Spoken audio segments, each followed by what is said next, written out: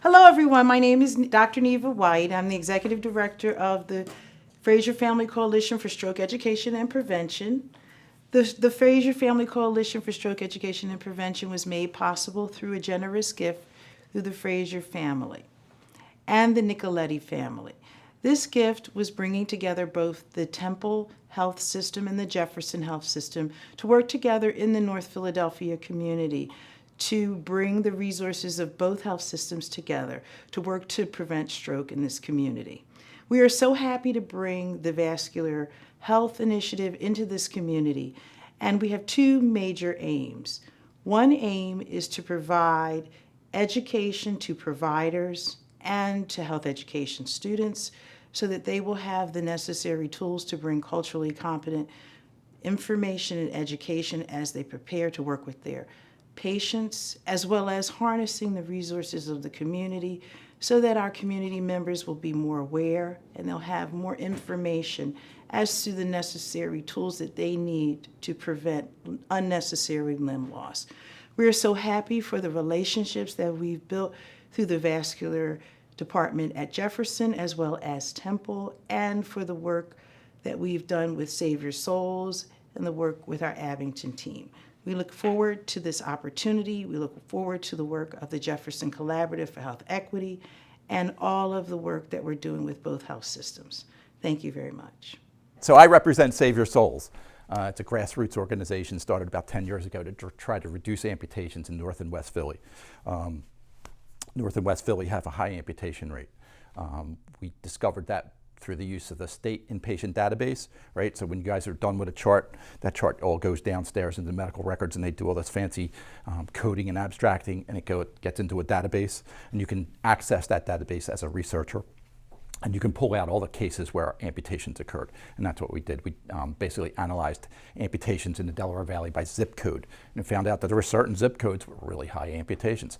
1932, where we sit today, is one of the zip codes with a high amputation rate.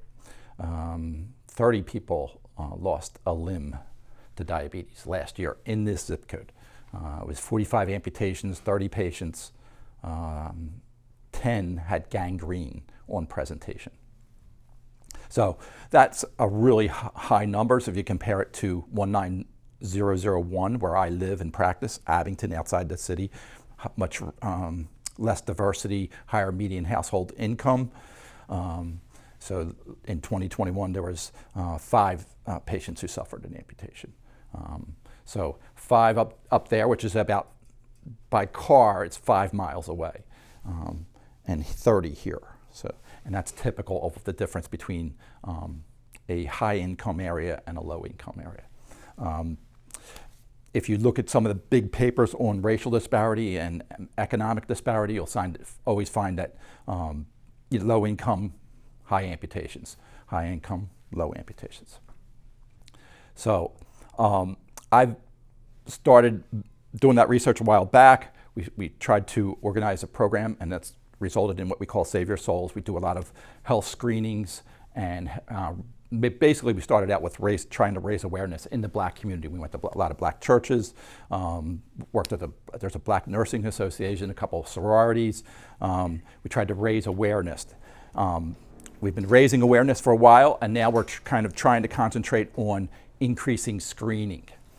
So we're offering screenings to a lot of the locations around here, any churches, health fairs, things like that, but we're also offering them to primary cares. The primary cares in this area are probably overworked.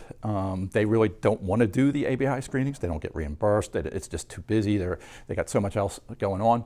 So we figured we'll do it for them. So we're looking for volunteers, and then you guys appeared. So we're going to train you guys to do ABIs and try to do a PAD assessment. Basically, we start out with a little form, which is a standard PAD assessment form, asks for risk factors. If the patient has risk factors, we say, oh, you should have an ABI test. And then if the ABI test is a little bit off or a little bit abnormal, then you get them to their primary care or their hospital for a real vascular workup. So that's the whole idea of today, trying to get you guys to understand what an ABI is, I'm just going to show you a couple of quick statistics just so you have an idea why we're doing this. So this just shows the diabetes prevalence in Philadelphia. You can see that some of the areas, 22%, that's really high diabetes, right? The national average is around 10%. Abington, where we live, it's 8%. In this area, it's 22%. So 22% of the people have diabetes. And this is a graph. The darker colors are the high amputation rates. You kind of can see a little bit that it compares where the diabetes is where the amputations occur, which is not unusual. So this is just the number of amputations by zip code. All right, this is 191001 where I practice, where Dr. Marcelin practices. Higher income area. You can see the numbers are always pretty low. And then you can see the two other zip codes, 19132, which is where we stand today. That is the kind of orangey line. You can see that's higher. And then 19144, which is the zip code just down this way. Again, it's a low income area and has higher amputations. Again, we did this through the state inpatient database. This is more data that shows that black men have the highest amputation rate. Black females are a little bit lower. Hispanic males are increasing. I tend not to report Hispanic males when you're looking at small areas like Philadelphia. It's important to go through the database chart by chart or case by case, because you'll find a lot of areas, they will not report race, right? Around Temple, people will not report race. And they do that, or ethnicity, they will not report it. Because that's how it's recorded by the clerk when you're admitted, right? They say, are you Hispanic? Are you, they ask. If the patient refuses, they get a blank. And I'll show you that a little bit later if I can. So what I'm saying is Hispanics, are, because of the immigration things and what is it called, ICE, they tend not to want to tell anybody they're Hispanic. So those numbers, the statisticians tell me that those numbers, we should not report them in Philadelphia because they don't think the population is giving us good data. So this is just my favorite slide. It's amputations in the Delaware Valley, 1990 to 2018. You can see men are always at the top, women at the bottom. And the gap is actually getting wider between us for reasons we don't understand. But women are doing well. They're improving in terms of amputation prevention. Women are doing great. Men are kind of staying the same. What's interesting about this, and remember this, in Japan, it looks the same way. In Italy, it looks the same way. In England, it looks the same way. Men always have a higher amputation rate than women. In all the countries you can get good data from, it's always the same. Why? I don't know, but that's the way it is. So most of the studies on amputation rates in the United States are done through the National Inpatient Sample. It's a sample of hospitals all around the country. Usually it's supposed to be 20% of the hospitals. It's about 16 million admissions. It looks something like this.